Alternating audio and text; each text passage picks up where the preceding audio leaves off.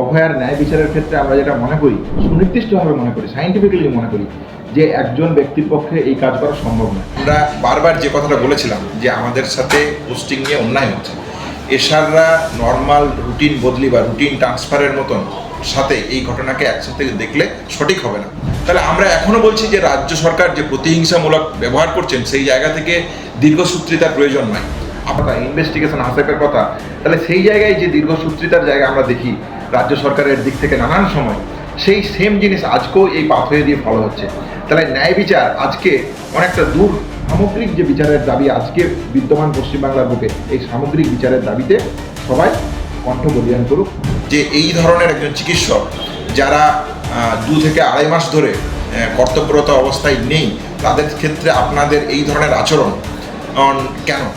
তৃণমূলের বক্তব্য বারবার কেন পিছিয়ে অভিযান, কারণ supreme court, high court, lower court সব জায়গায় তারা বলতে পারছে তার বাবা মাটা কি পলিটিক্স করছে, এমনটাও কিন্তু সামনে অভিযোগ আসছে। না, এই নিয়ে আমাদের West Bengal junior doctors fund আমাদের মতামত আগেও রেখেছি। আবার যেটা বলার সেটা হচ্ছে যে অভয়ার ন্যায় বিচারের ক্ষেত্রে আমরা যেটা মনে করি, সুনির্দিষ্টভাবে মনে করি, সায়েন্টিফিক্যালি মনে করি যে একজন ব্যক্তির পক্ষে এই কাজ করা সম্ভব নয়। এবং শুধুমাত্র আমরা যে মনে করি বেসিসে এই কথা বলছি তা নয়।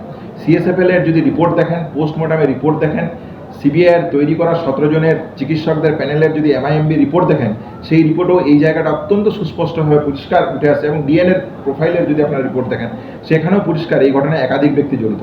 তাহলে বাকি ক্রিমিনালরা কোথায়? একজন অভিযুক্ত সঞ্জয় এবং তার বিরুদ্ধে কনভিক্টেড হয়েছেন তিনি, তাহলে বাকি অভিযুক্তরা কোথায়?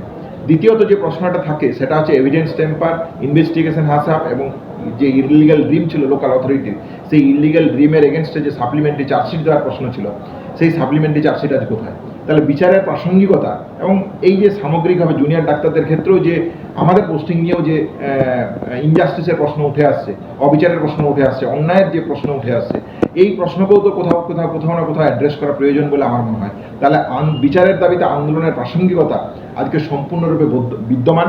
আমরা বলবো যে জুনিয়র ডাক্তারদের 8 এবং 9 আগস্ট যে কর্মসূচির ডাক দেওয়া হয়েছে, এছাড়াও বিভিন্ন নাগরিক সংগঠন, রাখি বন্ধনকে সম্প্রীতি দিবসকে কেন্দ্র করে নাগরিক সংগঠনগুলো যে কর্মসূচি নিচ্ছে, সেই কর্মসূচিতে সামগ্রিক যে বিচারের দাবি আজকে বিদ্যমান পশ্চিমবাংলার বুকে, এই সামগ্রিক বিচারের দাবিতে সবাই কণ্ঠ বলিয়ান করুক। এই ওয়েস্ট বেঙ্গল জুনিয়র ডক্টরস ফ্রন্টের সুচিন্তিত মতামত। আমাদের 3 জুনিয়র ডাক্তারের যে পোস্টিং সংক্রান্ত যে সমস্যা ছিল, সেই সমস্যা নিয়ে আমরা কলকাতা হাইকোর্টের শরণাপন্ন হয়েছিলাম। এবং যখন আলোচনা শুরু হয়, সেই আলোচনার শুরুতে মূলত 2টো বিষয় আসে। যে স্টেটের, রাজ্য সরকারের পক্ষ থেকে যে জায়গাটা তারা বলতে চায় যে এই এসআর যারা সিনিয়র রেসিডেন্ট যারা, তারা এবং বন্ডেড এসআর যারা, তারা সার্ভিসেস ক্যাটাগরির আন্ডারে পড়ে এবং এদের হাইকোর্টে মামলা করার এখতিয়ার নেই। এদের মামলা করার এখতিয়ার স্টেট অ্যাডমিনিস্ট্রেটিভ ট্রাইব্যুনাল সেটে। এই কথাটা তারা প্রথমে আলোচনা চান। এই নিয়ে দীর্ঘ আলোচনা হয়। মহামান্য বিচারপতি আজকে এই বিষয়ে তার রায় দিয়েছেন এবং তিনি পরিষ্কারভাবে জানিয়েছেন যে এর জুরিসডিকশন হাইকোর্টের সম্পূর্ণরূপে শোনার আছে এবং হাইকোর্ট এই রায়, এই বিষয়ে যাবতীয় যা শোনার সেটা শুনবে। তাহলে এই হচ্ছে একটা জায়গাতে জুরিসডিকশনের পয়েন্টে আমাদের আন্দোলনের প্রথম এবং জয় বলেই আমরা মনে করছি এবং এর জন্য মহামান্য বিচারপতিকে ধন্যবাদ, কোর্টকে ধন্যবাদ। পাশাপাশি যে কতগুলো অবজারভেশন আজকে উঠে এসছে এবং রায়ের মাধ্যমেও যে জায়গাগুলো উঠে এসছে, সেই প্রসঙ্গে যেটা আমাদের মত সেটা হচ্ছে যে আমরা বারবার যে কথাটা বলেছিলাম যে আমাদের সাথে পোস্টিং নিয়ে অন্যায় হচ্ছে, এশাররা নর্মাল রুটিন বদলি বা রুটিন ট্রান্সফারের মতন সাথে এই ঘটনাকে একসাথে দেখলে সঠিক হবে না। আদালতও আজকে সেই কথাতেই সিলমোহর দিয়েছে।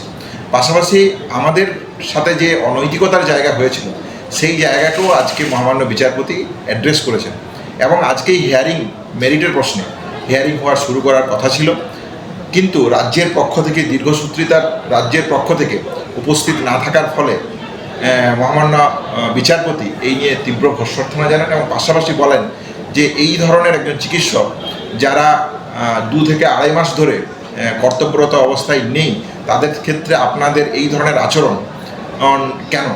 জুরিসডিকশনের পয়েন্টে যেটা নিয়ে প্রায় 1.5 মাসের কাছাকাছি হিয়ারিং হলো, কলকাতা হাইকোর্টের এর আগে সুনির্দিষ্ট অবজারভেশন আছে, যে অবজারভেশনে এই ধরনের মামলার ক্ষেত্রে কী করণীয় সেটা পরিষ্কারভাবে বলা আছে। তাহলে রাজ্য বারবার এই ঘটনাকে নিয়ে কেন এত দীর্ঘসূত্রিতার প্রয়োজন পড়ল, কেন এতদিন ধরে হিয়ারিং করলেন, এই প্রশ্নগুলো কোর্টের দিক থেকে সুনির্দিষ্টভাবে রায়দানের মাধ্যমে তিনি তুলেছেন। তাহলে আমরা যে জায়গাটা বলছিলাম যে আমাদের এই বদলি প্রতিহিংসা পরায়ণের জায়গা থেকে, আমাদের এই বদলি আন্দোলনের জায়গা থেকে, আন্দোলনকারী নেতৃত্ব যারা তাদেরকে কোথাও একটা শাস্তির মুখে ফেলার জন্য আজকে এই কথার মধ্য দিয়ে এই জায়গাটা এস্টাবলিশড হলো যে আমরা যে কথা বলছিলাম সে তার প্রাসঙ্গিকতা কতখানি। তাহলে আমরা এখনও বলছি যে রাজ্য সরকার যে প্রতিহিংসামূলক ব্যবহার করছেন সেই জায়গা থেকে দীর্ঘসূত্রিতার প্রয়োজন নয়। আপনারা আপনাদের অন্যায় মেনে নিন, আমাদেরকে কাজ করার এবং সারা পশ্চিমবাংলার স্বাস্থ্য ব্যবস্থায় জুনিয়র ডাক্তার, সিনিয়র রেসিডেন্টকে কাজ করার একটা সদর্থক পরিবেশ গড়ে তুলতে সাহায্য করুন। আমার মনে হয় রাজ্য সরকারের দিক থেকে এই বিষয়ে যদি কাজ করতেন তাহলে হয়তো পশ্চিমবাংলার স্বাস্থ্য ব্যবস্থা, চিকিৎসা ব্যবস্থা একটা উল্লেখযোগ্য পদক্ষেপের দিকে আমরা এগোতে পারতাম। 9ই আগস্টের প্রাককালে আজকের এই রায়দানের পরিস্থিতিতে যে কথাটা মনে পড়ে বারবার, সেটা হচ্ছে অভয়ার ক্ষেত্রে, বিচারের ক্ষেত্রেও আমরা দেখেছি যখন সিবিআইয়ের চার্জশিটে আসছে ইললিগ্যাল ড্রিম, এভিডেন্স টেম্পারের কথা, ইনভেস্টিগেশন হাসেপের কথা, তাহলে সেই জায়গায় যে দীর্ঘসূত্রিতার জায়গা আমরা দেখি রাজ্য সরকারের দিক থেকে নানান সময়, সেই সেম জিনিস আজকেও এই পাথয়ে দিয়ে ফলো হচ্ছে। তাহলে ন্যায় বিচার আজকে অনেকটা দূর হয়ে যাচ্ছে বা সময় দীর্ঘসূত্রিতার জায়গাতে পর্যবসিত হচ্ছে।